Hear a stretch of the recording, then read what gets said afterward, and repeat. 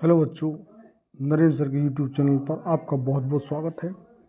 आज हम इस वीडियो में आपको जी के जीएस के 30 क्वेश्चन बताएंगे जो कि आने वाली सभी परीक्षाओं के लिए बड़े महत्वपूर्ण प्रश्न हैं। स्पेशली एसएससी की सभी परीक्षाएं, चाहे सीजीएल है, एमटीएस है, एमटी हवलदार है, जीडीए, सीपीओ है, सीसीएल है, और आपकी बैंक की कोई परीक्षा है, चाहे क्लरिकल है, चाहे पीओ है, आपकी रेलवे की कोई परीक्षा है, ग्रुप डी है, एनटीपीसी है, आपकी एनडीए, सीडीएस है, डिफेंस है, आपकी पुलिस की एग्ज़ाम है, स्टेट की कोई सर्विस है।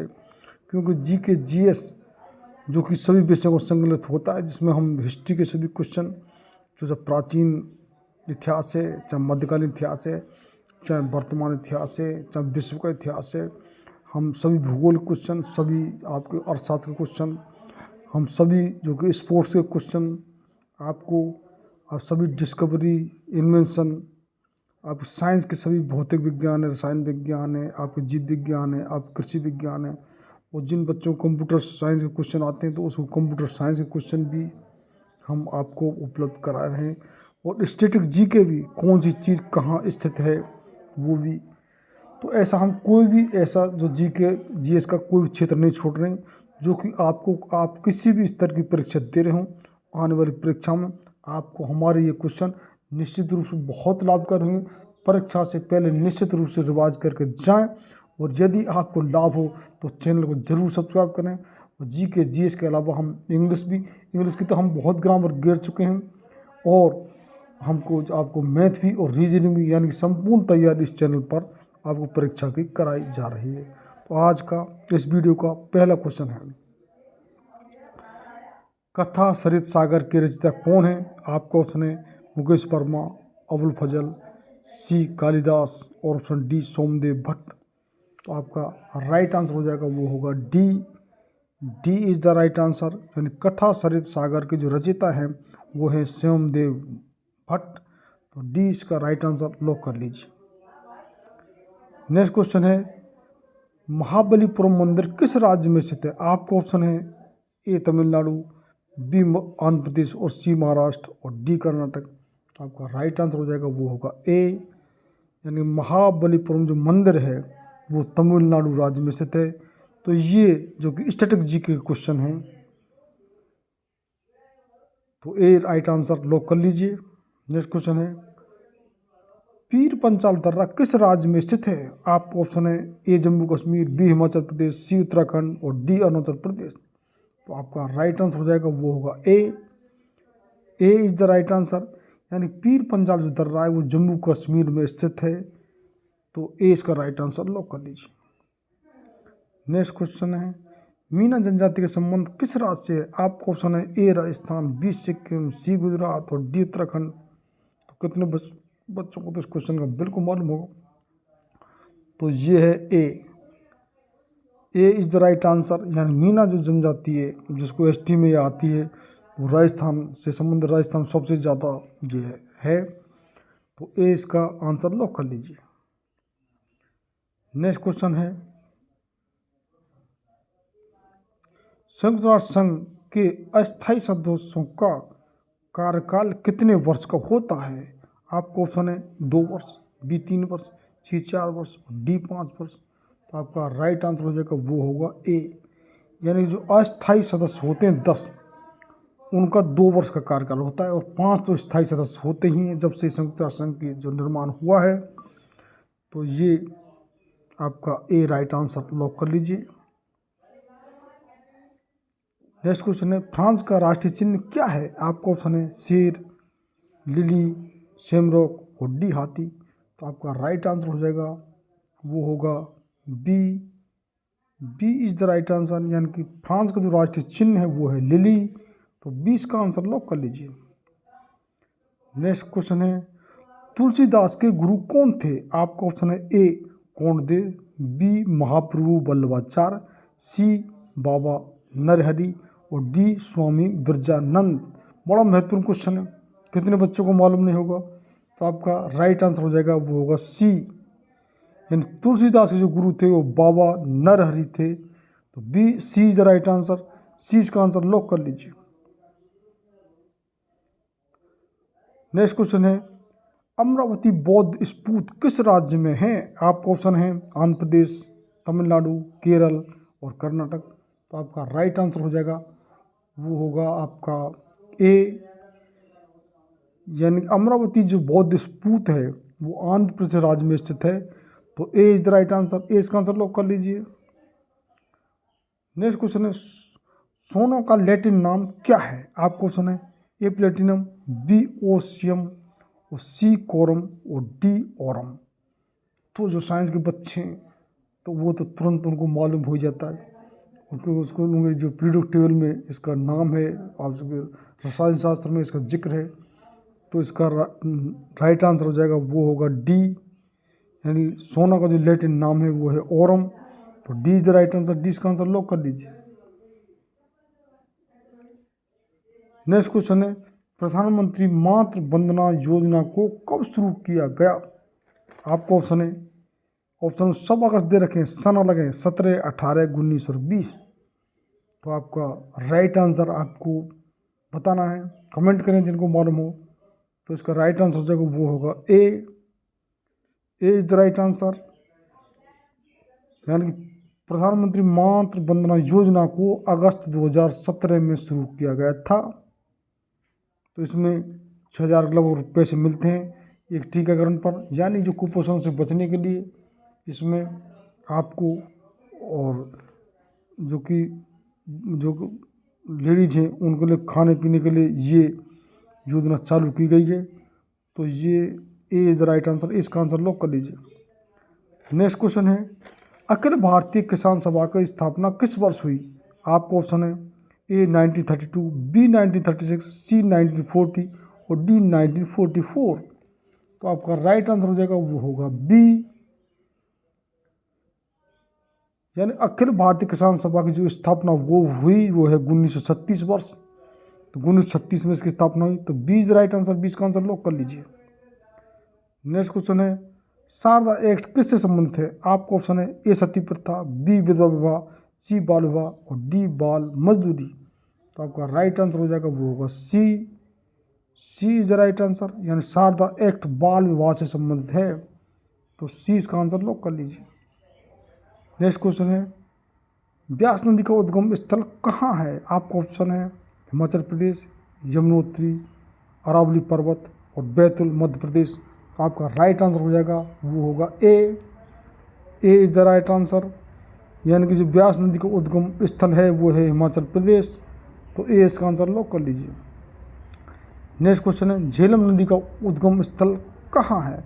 आपका ऑप्शन है ए कांगड़ा हिमाचल प्रदेश, बी यमुनोत्री और सी अरावली पर्वत और डी जो कि वेरीनाग कश्मीर। तो आपका राइट आंसर हो जाएगा, वो होगा डी, यानी कि जो झेलम नदी का जो उद्गम स्थल है वो है वेरीनाग कश्मीर। तो D is the right answer, D का आंसर लॉक कर लीजिए। नेक्स्ट क्वेश्चन है, कनाडा कप किस खेल संबंधित है? आपका ऑप्शन है बास्केटबॉल, गोल्फ, पोलो और शतरंज। तो आपका राइट आंसर हो जाएगा, वो होगा बी, यानी कि जो कनाडा कप है वो गोल्फ खेल संबंधित है। तो B is the right answer, 20 का आंसर लॉक कर लीजिए। नेक्स्ट क्वेश्चन, आयरन शब्द किस खेल संबंधित है? आपका ऑप्शन है गोल्फ, क्रिकेट, हॉकी और फुटबॉल।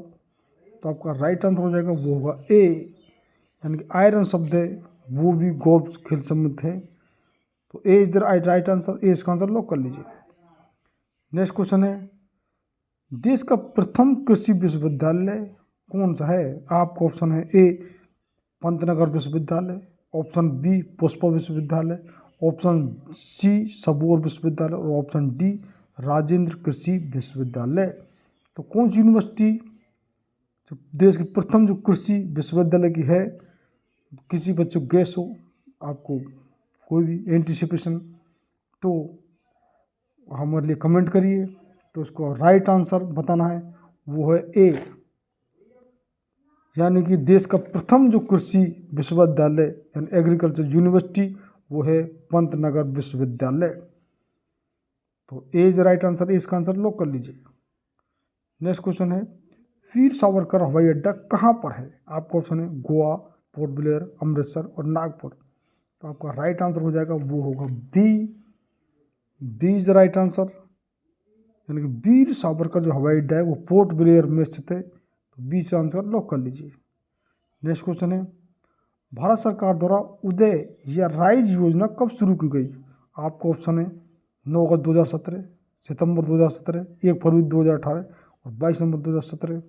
आपका राइट आंसर हो जाएगा वो होगा सी, यानी कि भारत सरकार द्वारा उदय या राइज योजना 1 फरवरी 2018 को शुरू की गई। तो जितनी भी आपको ये योजना, ये सरकार ने जो नई सरकार बनती वो योजना चालू की है, उनकी भी आपको डेट और ये निश्चित रूप याद कर लेना। हमने कितनी योजना के बारे में आपको, हम जो अपने वीडियो में आपको सब योजना के बारे में बता रहे हैं।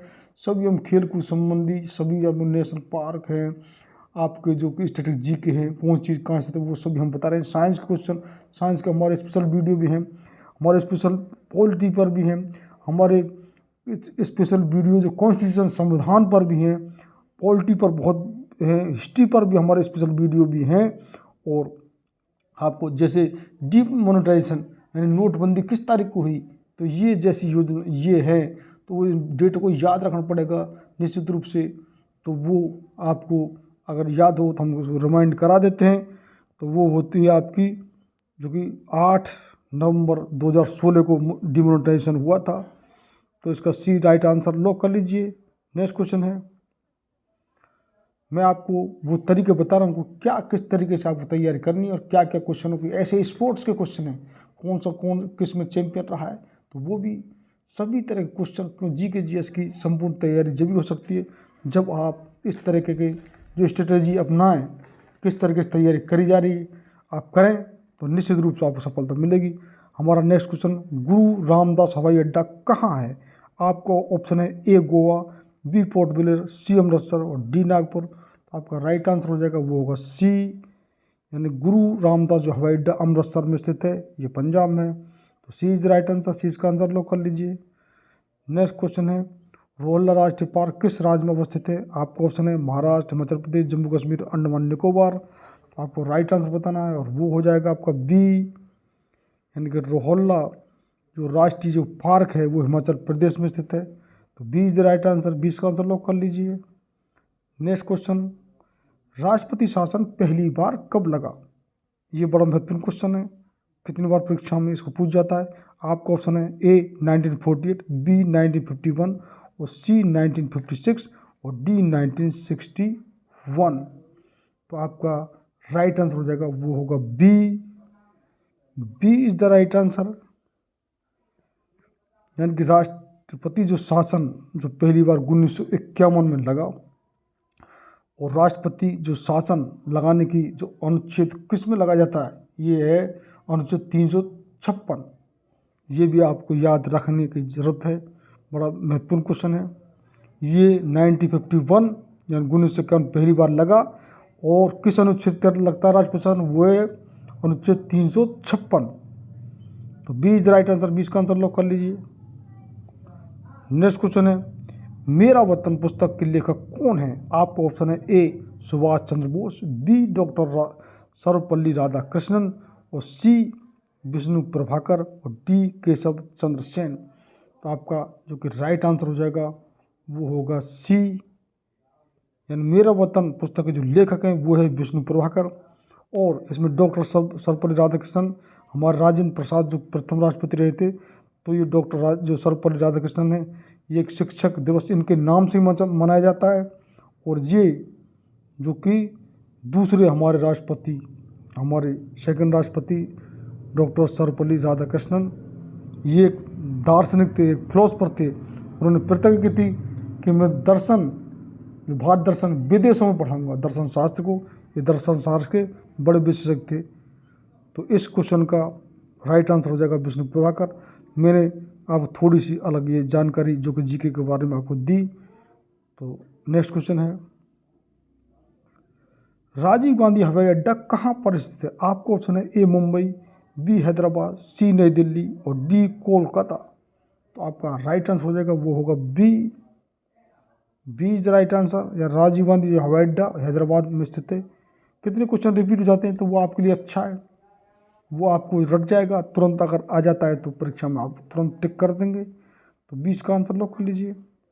नेक्स्ट क्वेश्चन है, इंदिरा गांधी राष्ट्रीय हवाई अड्डा कहाँ स्थित है, ये भी बिल्कुल रिपीटेबल क्वेश्चन है, तो ये आपको बिल्कुल क्वेश्चन मालूम होगा।